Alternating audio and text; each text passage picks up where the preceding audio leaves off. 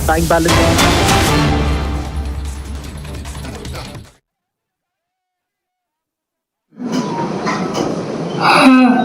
हा रस्त्याला हे प्रचंड असा धक्का आहे. हे कर्तृत्वान निर्णय घेण्याची शक्ती ज्याच्यात आहे अशा व्यक्तीला महाराष्ट्र आज मोकळा.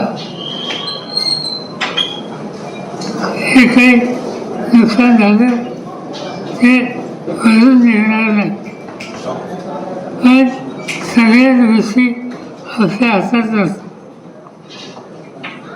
मी आज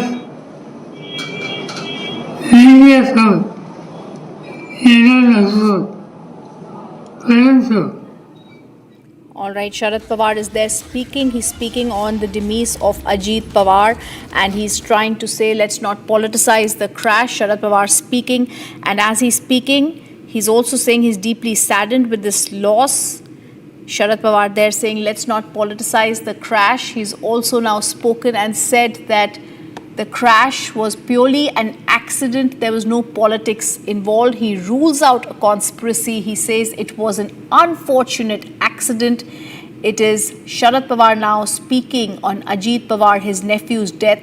Sharad Pawar's first reaction comes in on Ajit Pawar's death now, and he rules out the conspiracy. Sharad Pawar, NCP leader, is now speaking out and saying, let's not politicize the crash, which was an unfortunate accident.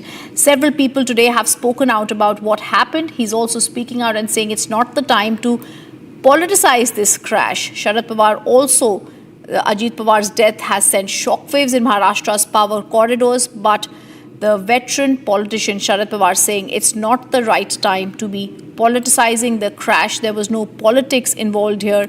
It was only and only an unfortunate accident. Remember, this is the first reaction coming in from Sharad Pawar, who rules out any politics and says it's an unfortunate accident.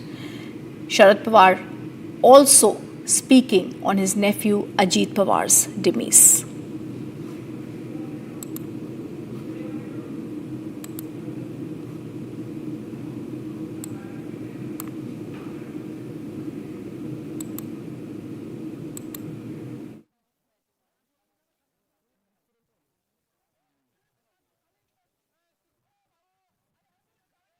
Speaking on his nephew Ajit Pawar's demise, saying it's not the right time to politicize the crash.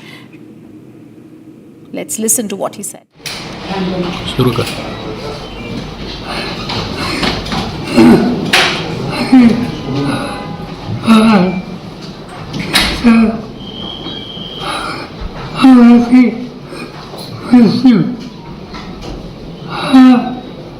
रस्त्याला हे प्रचंड असा धक्का आहे. हे कर्तृत्वान निर्णय घेण्याची शक्ती ज्याच्यात आहे अशा व्यक्तीला महाराष्ट्र आज मोकळा.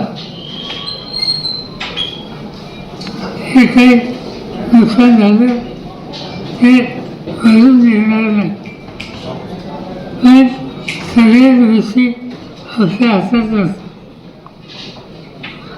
मी आज इंडियासोबत येणार नसतो, परंतु काही विरुद्ध पक्षात हा अनुराग याच्यामागे काहीतरी राजकारण आहे अशा प्रकारची भूमिका कलकत्त्यावरून मांडली गेली. याच्यात राजकारण नाही, हा निवड अपघात आहे. त्याच्या यातना महाराष्ट्राला आम्हा सगळ्यांना